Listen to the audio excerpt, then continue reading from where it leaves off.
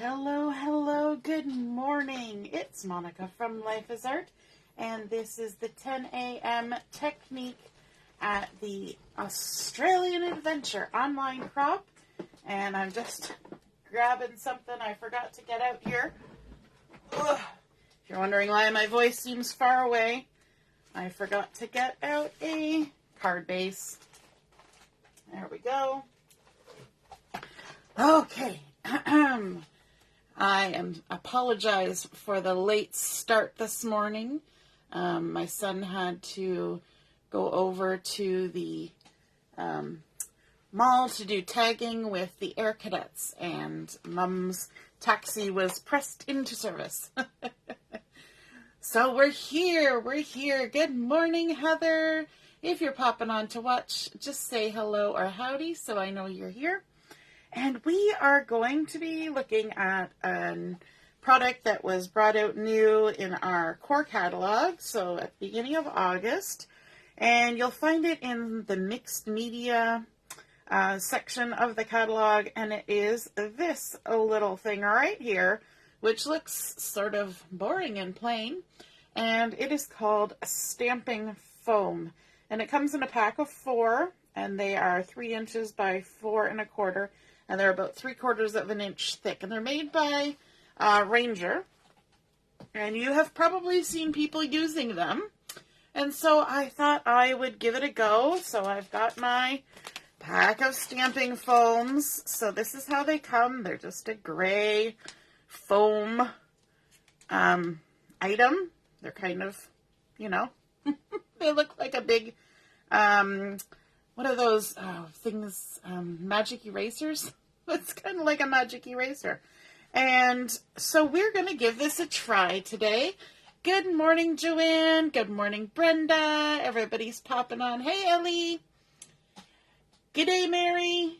And Michelle's here too. Robin, good morning, good morning. Ellie says they're really cool. And Michelle got hers yesterday. Yes, Michelle was encouraging me to do this video today because she wanted to see what you can do with this. So I'm only going to show you one option today, but there's oodles of things you can do with stamping foam. So it's nice thick foam, and you're probably thinking, well, that's going to be great, stamp a block, but it's more than that. No, you don't cut it with a knife. You leave it as it is. And I'm actually going to bring in my really big acrylic block. This is a 4.5 by 6.5 acrylic block, which is more than I need. And then I've also got some tape. Now, I don't have the best kind of tape for this. This is just masking tape. I should have painter's tape. But what I'm going to do is I'm just going to take some of it and I'm going to stick it to my pants a couple times. So just pounce it up and down on my pants so it's a little bit lower tack. And then I'm going to make a couple little loops with it. In fact, I'm going to pounce it a little bit more because I don't want it to tear the foam.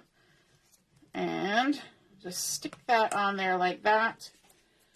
And then the other piece, stick that on there like that. And then I can attach it to my block and have sort of a way to hold on to it without holding on to the edges of the foam. You don't have to do that, but it gives you a nice even pressure when you do that. So now my foam is stuck on my block, and there's lots of things you can do with this. The thing that you have to keep in mind is that you're going to use this to make impressions. Hey, Carol, late as usual. Yeah, that's me.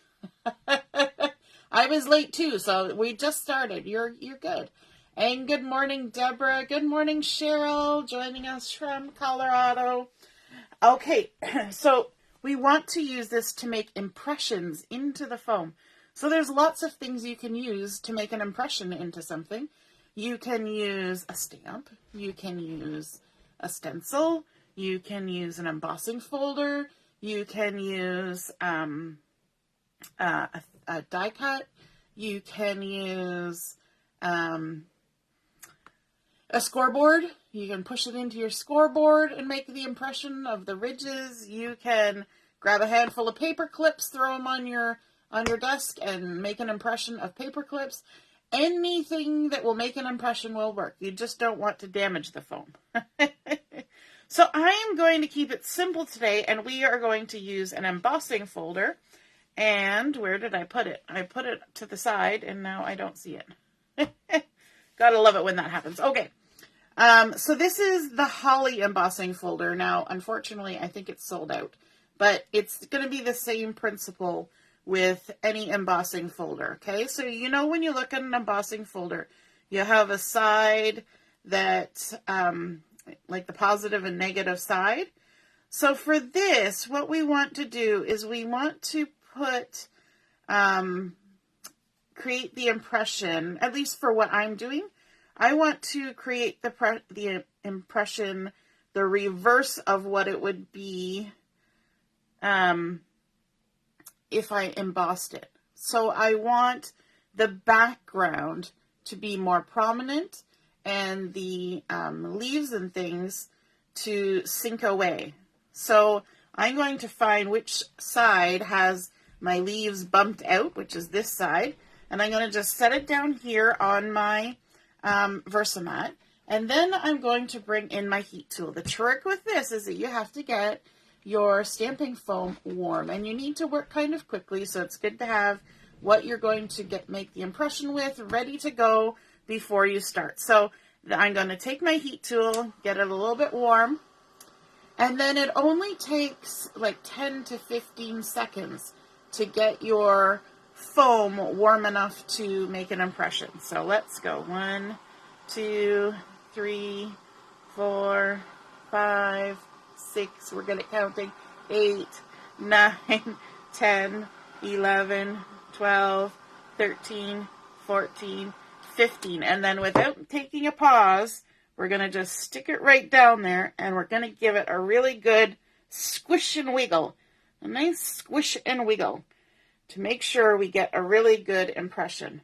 And then when we pick it up, you can see there that we have created all sorts of indents where all those images are. I'm just looking in my video to see what's the best angle for you to view the pattern that's come up on there.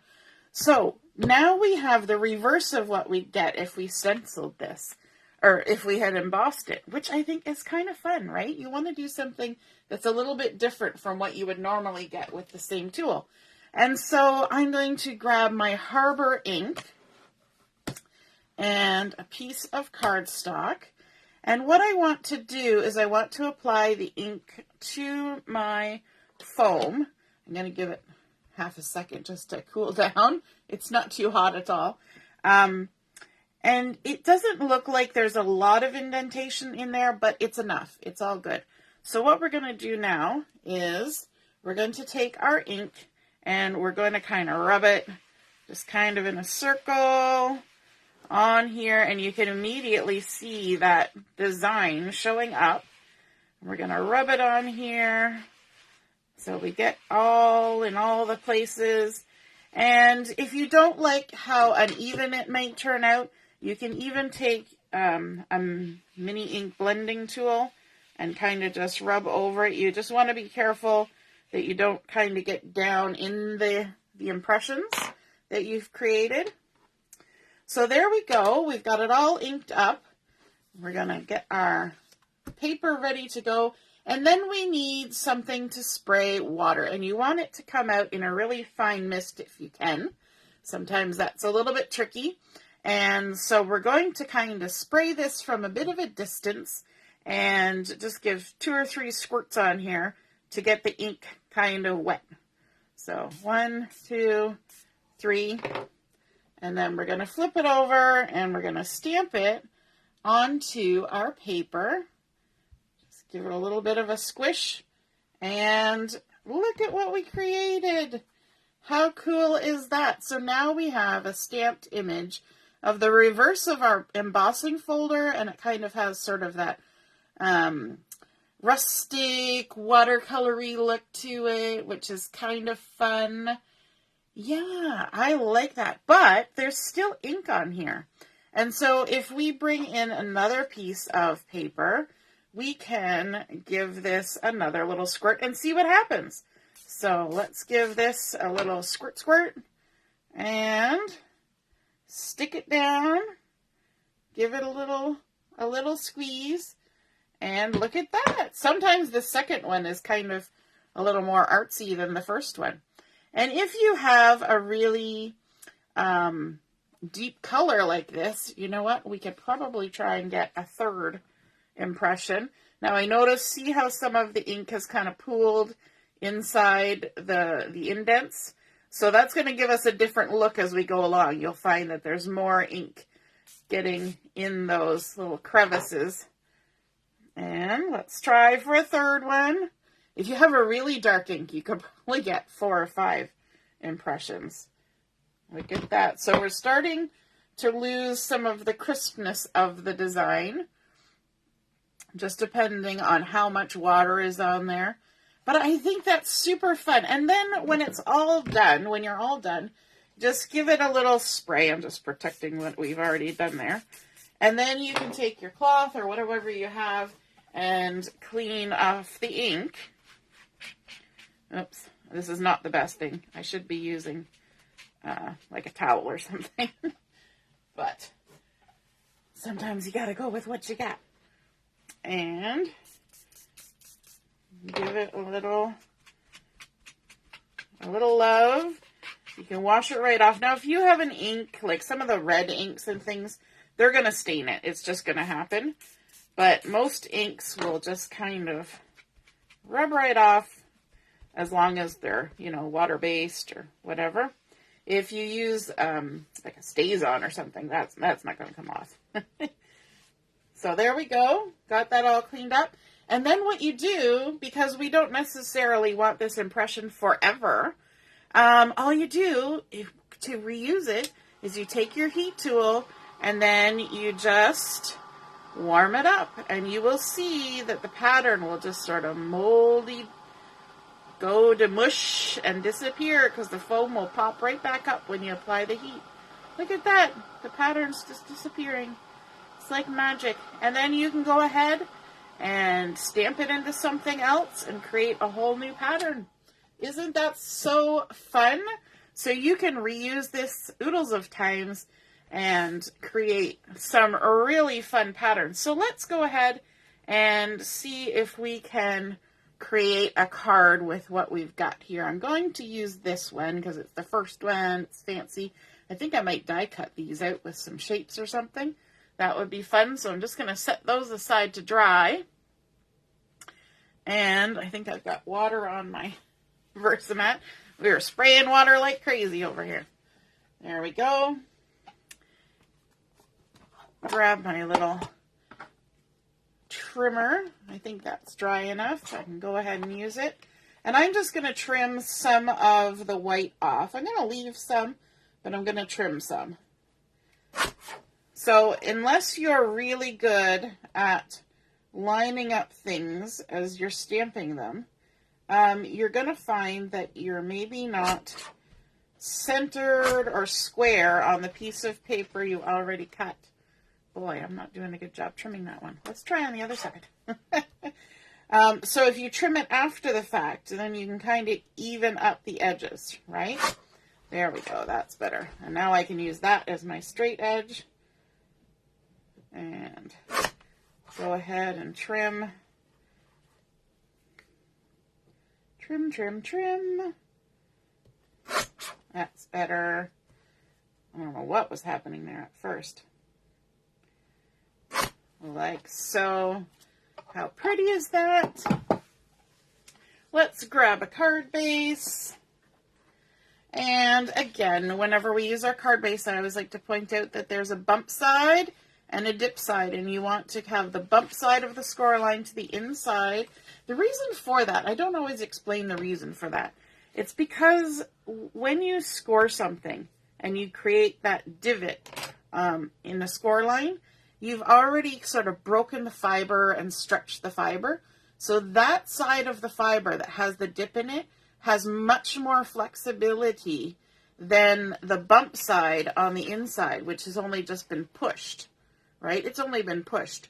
So when you fold it with the bump side to the inside, that divot on the outside has much more stretch to make a nicer fold. That's why.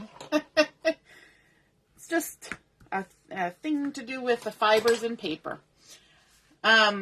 Yes, Joanne, so many possibilities. So many things. Carol's never seen this before. Oh, something new. Gotta love it. Okay, so let's bring in some papers from our Cherish collection. I have the mist paper here, and I've just cut it to the full size of our card. Now, this is going to be a very sort of simple card because I ran out of time, to be honest, and I didn't quite have enough time to get a little fancier. So we're keeping it simple, but simple is not bad, especially when we have such a cool design to show off. And you know what? As I was looking at this holly, I noticed that this sort of berry, leafy cluster, whatever you want to call it, looked a lot like this pattern paper from the Cherish collection. And this is the wattle flowers from the acacia tree in Australia. And I thought, you know what? Those look very similar. So let's go ahead. You'll see I've got something stamped on here. This was actually a repurposed piece of paper. I was doing a card and I stamped on this side and it mucked up. It was all kind of gross. So instead of tossing it out, I threw it back in there and saved it for when I was going to be making something else and use the other side. No, waste not, want not. And then I'm trying to decide, I want to put another little layer of cardstock because these are two busy patterns right side by side. So I cut some Toffee because that's kind of the color of the stems on the wattle. And I also cut some sage. So I'm trying to decide which to use. And I think they both look pretty. But I'm trying to decide whether I want to introduce the green or whether I want to stick with the blue, yellow, and sort of brown that's happening. So what do you guys think? Should I go with the Toffee or should I go with the sage? So that's what the Toffee looks like. And then this is with the sage. Right there. So let me know in the comments. Robin's saying the green one. Carol's saying Toffee. We could always make two cards. You do one with Toffee and one with green. We sure could. Joanne's saying Toffee. Okay, well, let's go with Toffee for now. And then I'll make another one later with the green. I'll just have to re-stamp that. Remake the impression. Or try something entirely different. That's the exciting thing. You get 4 of those foams in the package, and you can use both sides. You can even probably use the edge. And you can use them again and again and again. I think that's super cool. I like when we have things that are so versatile like that. All right, so I'm going to add this on here. Maybe I'll even add some foam tape. Why not? Let's add some foam tape on here, pop it up, give it a little more dimension, a little bit of more separation from the two patterns. One of the things to remember when you're working with patterns and multiple patterns is that it's good to have some variation in the weight of the patterns. So if you have 2 or 3 patterns that are all small scale, it's the scale that's the big thing, it's going to be looking so busy. But if you have a small, a medium, and a large, then it is a little more pleasing to the eye. So on this one, I kind of have a small pattern and then a medium pattern. This one's a little bit bigger, right? Because it's got the bigger leaves. So that helps. If they were both the same scale, it would be kind of obnoxious.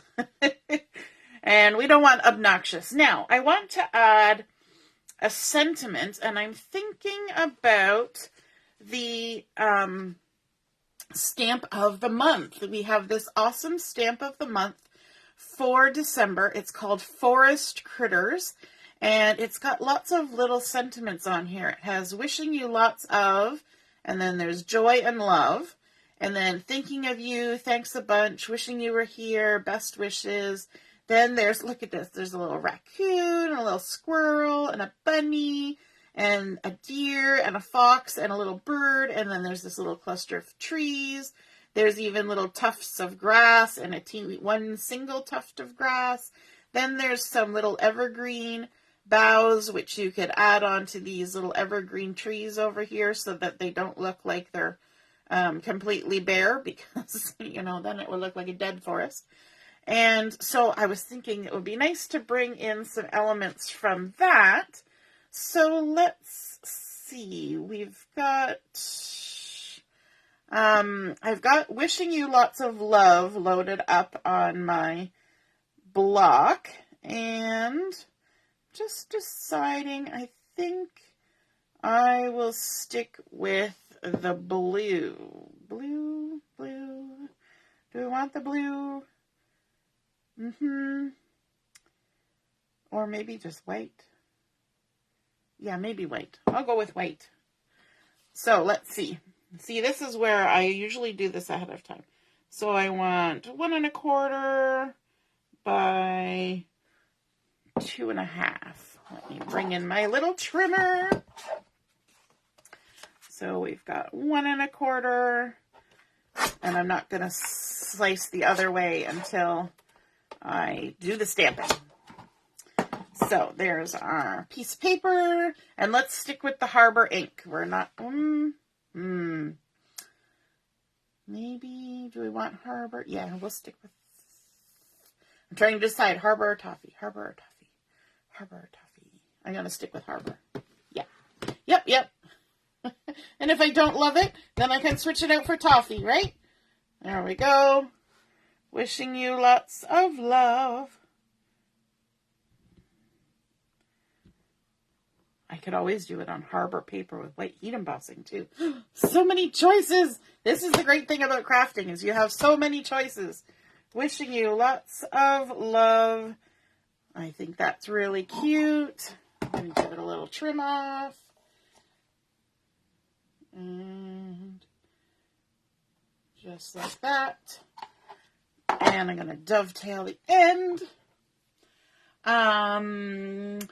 Robin, I finally found some bulk foam tape from Amazon. Awesome. You know what? Actually, Robin, I picked you up some foam squares from our local Dollar Tree. And I've got them ready to mail them to you. So if you need some more, let me know. And I can send those to you. Because I was thinking about that when I was there. And they had them. And I was like, ooh, Robin's looking for foam. There we go. Let's add some adhesive on this. Like so. And I'm only putting it on this side because I'm having a moment of, do I want to add more? Do I want to just leave that stamping foam as the focal point, or do I want to add more? So let's line this up here. Wishing you lots of love, because I'm just looking at these little critters here. And I'm wondering if, you know what, I'm thinking maybe just the little bird. And did I stamp? Because I was playing with, look at this, I was stamping up yesterday. I'm going to get this little bird here, and I'm going to grab one of my watercolor pencils just to add a little bit of color to it. Let me see which one.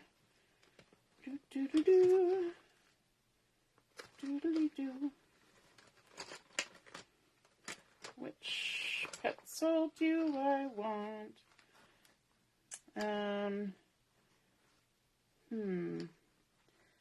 What color should our little bird be? Maybe we could go with sort of a yellowy color. Let's see. Let's try this yellow on the side here. No,